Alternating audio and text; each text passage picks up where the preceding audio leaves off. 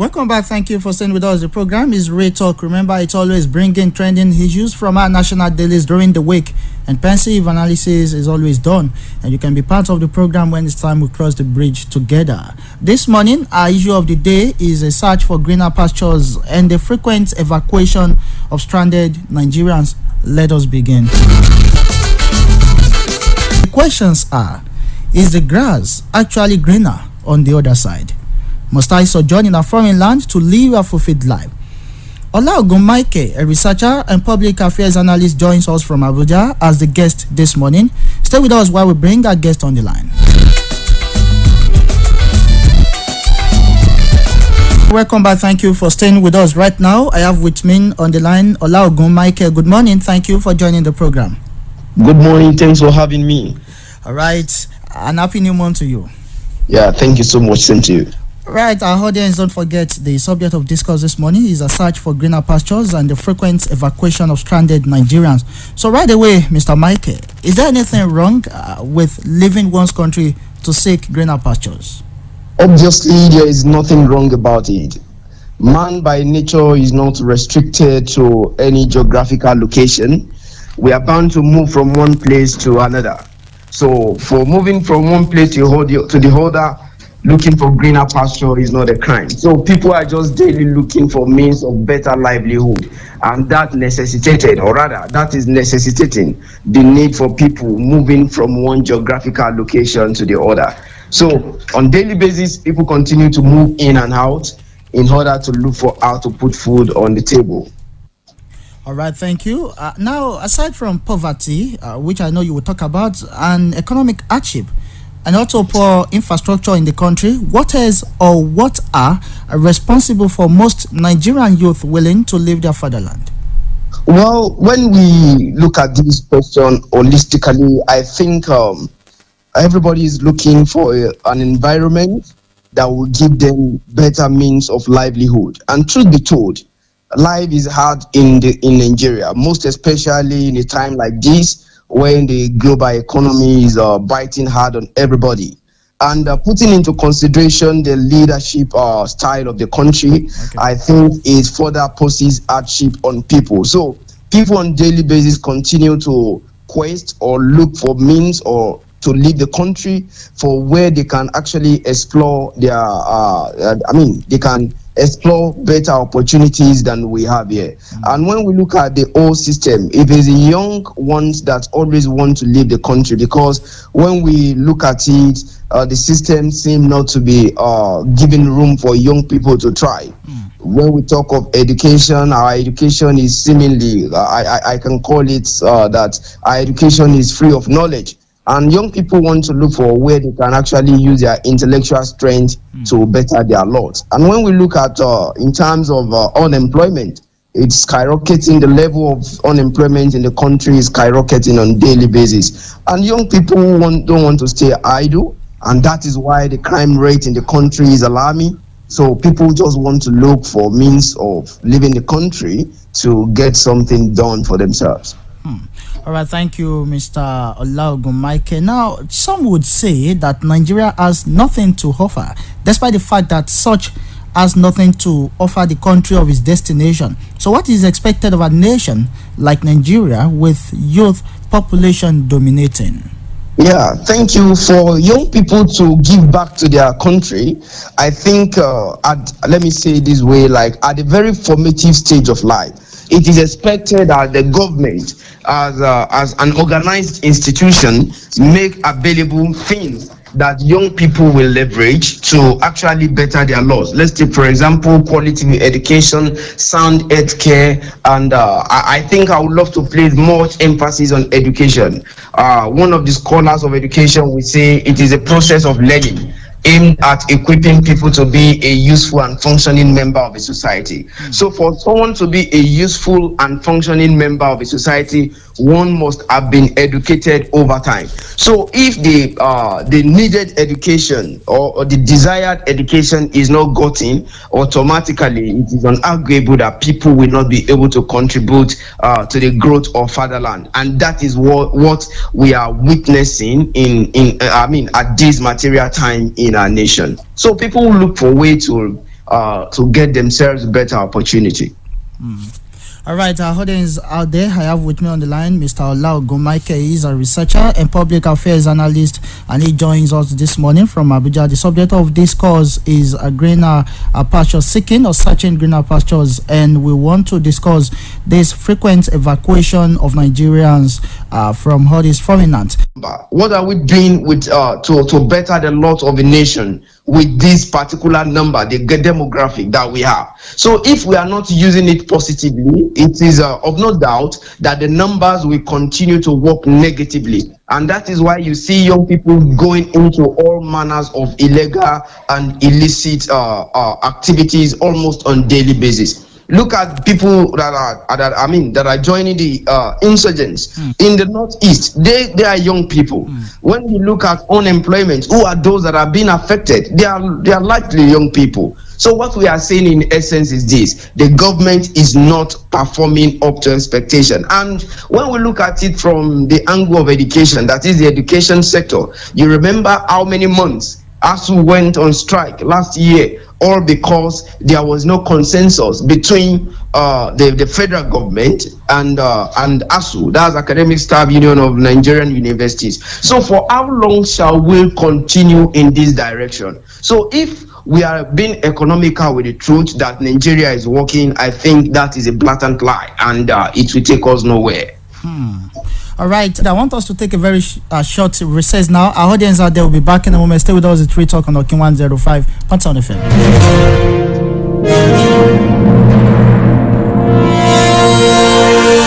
Real talk. The real talk. The real talk. Real talk.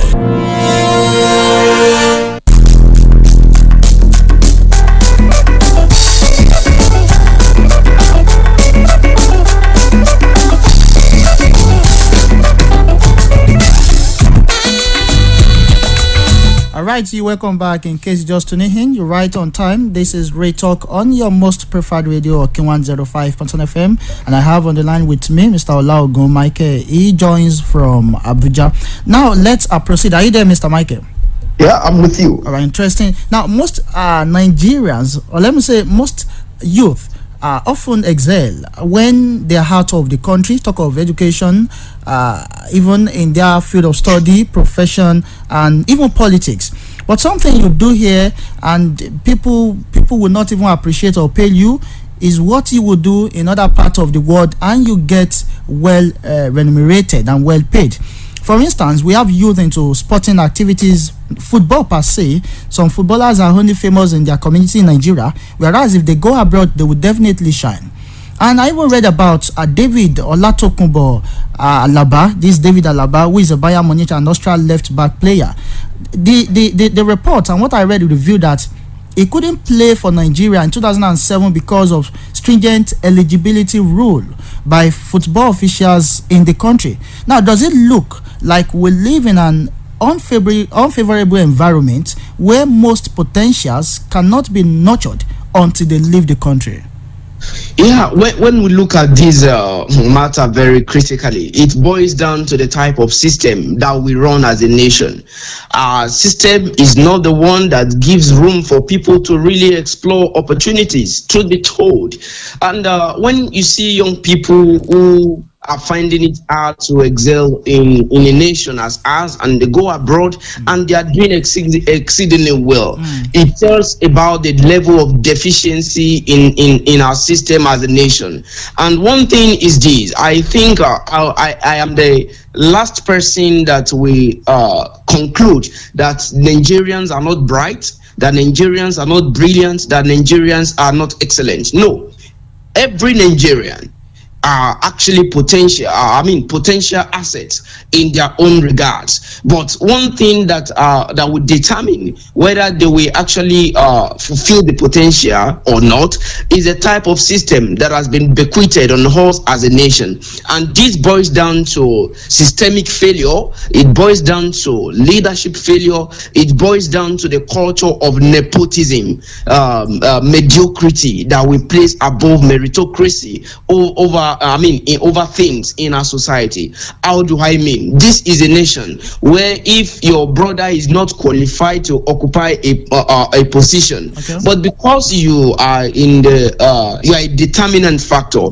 you would want to use your influence, either political or what have you, to actually ensure that your younger brother or elder brother, as the case may be, gets the opportunity. Mind you, such person does not have the intellectual strength, does not have the technical expertise, does not have the sound mind, the leadership qualities to ensure that this is rightly done. And one thing that the disadvantage of that is this: for every mediocrity or mediocre that will place above the intellectuals, people with merit, we will always suffer the consequences. And that is what we are facing in our nation, in our national life. A political office is just like putting round peg in square hole, and it is a top to bottom problem, or a bottom to top problem. It is what is even happening at the grassroots. You would want to see someone who is not even qualified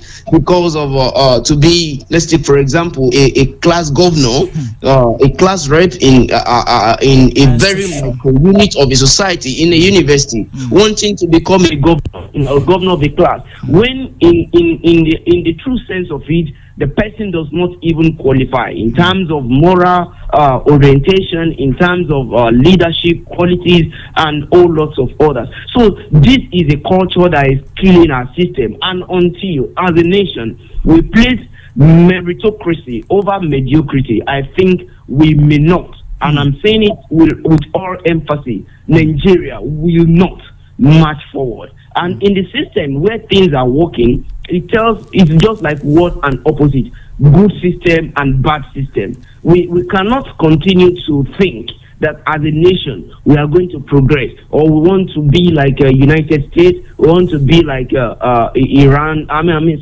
We want to be like Singapore, we want to be like Malaysia. No, it's not going to work. These are nations that have over time built a system that the citizens, they are already conscientized about what meritocracy is all about. So by and large, I think from grassroots level, from the family level, to the very top echelon of the society, we must continue to place emphasis on the culture of merit, the culture of merit, the culture of merit. Once merit is lacking, let us forget about it. Nigeria may not make progress. All right, thank you, Mr. Mike. Now, just before, I have a soundbite here, but before we take that, most Nigerians that we celebrate today are not even product of our system. At onset, Nigeria has little or nothing in terms of contribution towards the career of Attorney Joshua that we celebrate today. Even the first African and first female DG, Director General of World Trade Organization, WTO, Okonjo-Iweala, arrived in the US as a teenager, and she studied at Harvard University and Massachusetts Institute of Technology. Now, before we take this soundbite, don't you think that all these people that we celebrate today run abroad to get the fame, skill, certificate, then come back home to dominate? Well, the difference will always be very clear, truth be told. For some of us that are striving, or let me say struggling, to get things done or to be better in Nigeria, let me say it clearly that these are the class of people that are going extra mile to just get better beyond what the university or higher institution is giving them. Now, you can't compare. I graduated from University of Ilorin, and you can't compare someone who graduated from Harvard, Wales, Cambridge with someone who graduated from University of Ilorin here. No, the difference will always be clear, because Even the environment alone is enough to actually reshape, to restructure your mindset about the importance of education. And I want to believe that you must have passed through 4 walls of learning in Nigeria. You understand how difficult it is. So for people who are out there that are succeeding, of course, we can't expect less from them because they have been privileged to have been to arbiters where they got the best of the best. So you don't expect them to underperform. No, it won't work. If that be the case, then it means they're a disgrace to their alma mater. But they wouldn't want to do that. So we the difference will always be clear, and we give kudos to every Nigerian that are doing us proud out there, and we hope that many of young Nigerians will follow suit. All right, thank you. That's interesting. We'll take a break now. I have 2 respondents who spoke on Nigerians searching for greener pastures. Take a listen to this. My name is Olaogun from Oshogbo, Osun State. The question is, what is wrong? What is wrong is the system at large. It is the wrong system that gives room for the wrong kind of government and the wrong governance. If the government has been right, or the government is right, there wouldn't be a need for people to want to be going outside to look for greener pasture, because everything we need to survive is readily made available. So as human beings, we have to survive naturally. We want to survive, we want to live good, we want to be better. So we wouldn't have a choice than to look for a place to get the better life.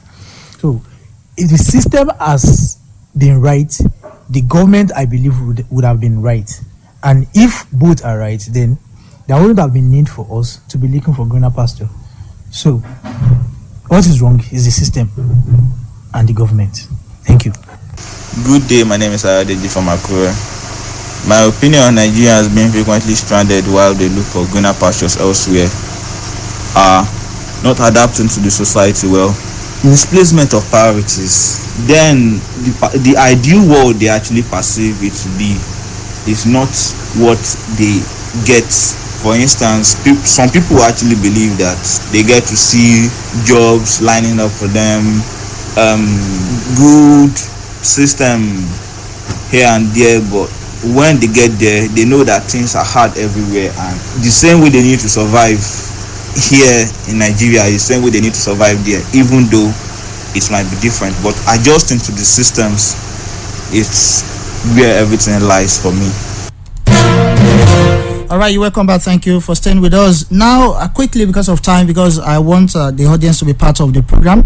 Mr. Michael, how do we get it right and make our grass greener and sufficient? Yeah, thank you so much.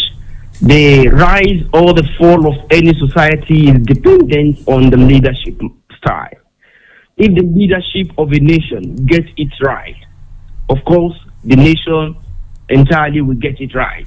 Though it may be challenging, it may be difficult, but it has worked in other nations, and so why will Nigeria be an exception? So what I'm saying in essence is this: if Nigeria will ever rise, it boils down to the leadership. And if Nigeria will continue to fail as a nation, it boils down to the leadership. So for us to get it right as a nation, both the leaders and the led must continue the led, most especially, must continue to serve as check on the leaders. Because if leaders are not checked, of course, they won't get it right. And leaders as well must have a focused mind. They have been saddled with responsibility to manage the affairs of the nation. And if they fail us, or rather, because it's not a matter of if they fail us, they've been failing us, truth be told, we need to just make them realize that nothing has been done to make Nigeria work. And there is no better time than now in the issue of our nation for all of us, irrespective of our social status, religious affiliation, or ethnic affiliation, to put hands together to ensure that the nation that we all desire is better. However, just like we have it everywhere. Like people, there are individuals that may not want the system to work. They profiteer from the challenges of a nation. This class of people, we must know how to manage them as well, to make them understand that our nation cannot get better if we don't all put hands together to work together to ensure that Nigeria of our dream comes to reality. All right, thank you. Now, let's talk about evacuation now. Evacuating these stranded Nigerians, is that all from the government? What more do you think should be done for this youth? Because some said government is here to cater for those around, let alone returnees just coming to join the population on ground. Well, I think there is need for us to look at it from this angle first. The returnees or the deportees or those who are being deported, depending on the language we want to use now, they are from a system. They used to live within a system, and perhaps they've been constituting nuisance to in that particular system. I mean the nation where they live, and in a system where things are working, no one is permitted to actually to contribute or to constitute nuisance within their system. They will always want everyone, every individual, irrespective of age, irrespective of racial affiliation, to want to be productive. So if they are not being productive, if they are constituting nuisance, the nation that accommodates them have no option than just to find a way of getting them back to their own to their own country. And that is why we are saying almost all the time Nigerians being deported from one nation to the other. And we should also consider the fact that for Nigerians that are engaging in illicit activity, no nation where things are working would want to permit any individual that will constitute a threat to their fatherland. So they will always find a way of getting rid of them by sending them out of the nation. And coming back home, okay, the government is not taking care of the returnees, they are not doing this. Even we are back home, have we been taken care of? Do we enjoy that quality education? Do we have access to sound healthcare? So what we are just saying is this: they are Nigerians. We that we are told we are equally Nigerians. We continue to face the struggle together until government gets serious with governance and make sure that life gets better for all. We are Nigerians, so we are. So let us continue to manage. Let's continue to bear what the system gives to, or let me say, offers us. All right, just before you go, finally, is it not high time state and local government woke up to rehabilitation programs to give better means of survival? Well, when you say local government now, I think based on my work and based on my travel around the country, I don't think a local government only exists on paper these days, because the local government administration in Nigeria is already crippled, and I don't think they have anything to offer until the autonomy is granted and the system is rigid. So if local governments will look into rehabilitation, I don't think it's a dream that can come to reality, because the local government administration is crippled. I think the state government may try, but what can they do too? Because they will every governors will always be talking of paucity of funds, lack of resources, and all lots more. But if actually governments, maybe at national and subnational, particularly the states now, will get serious about looking into affairs of the welfare of people, not even only the returnees now, I mean all.